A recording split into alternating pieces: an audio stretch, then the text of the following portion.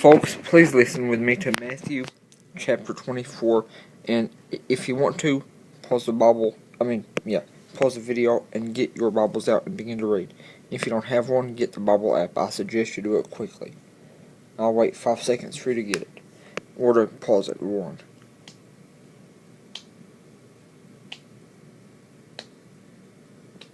Ready?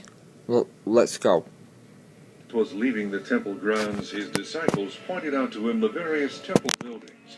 But he told them, "Do you see all these buildings? I assure you they will be so completely demolished that not one stone will be left on top of another."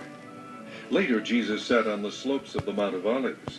His disciples came to him privately and asked, "When will all this take place? And will there be any sign ahead of time to signal your return and the end of the world?" Jesus told them, Listen. "Don't let anyone mislead you.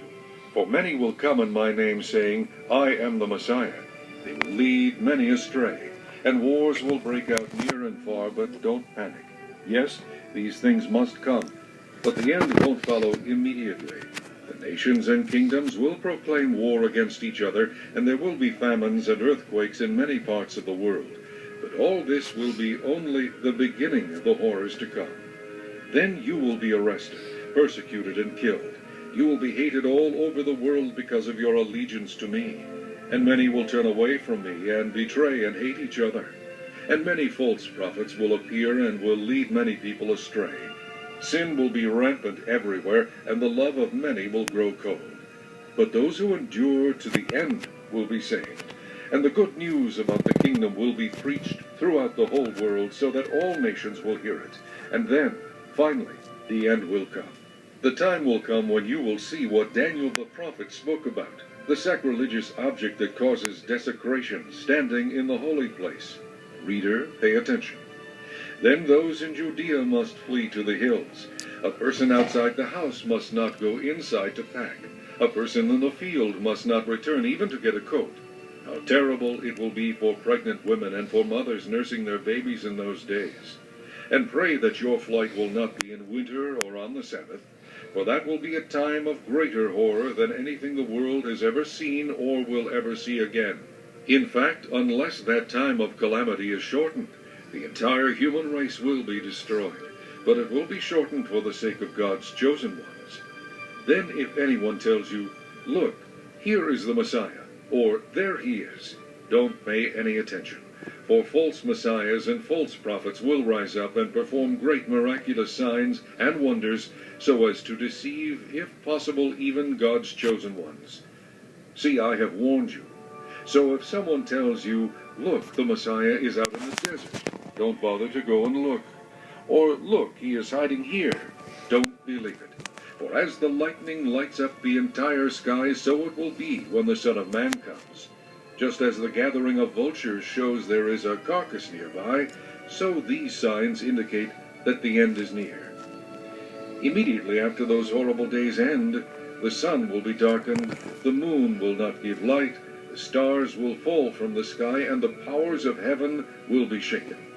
And then at last, the sign of the coming of the Son of Man will appear in the heavens, and there will be deep mourning among all the nations of the earth.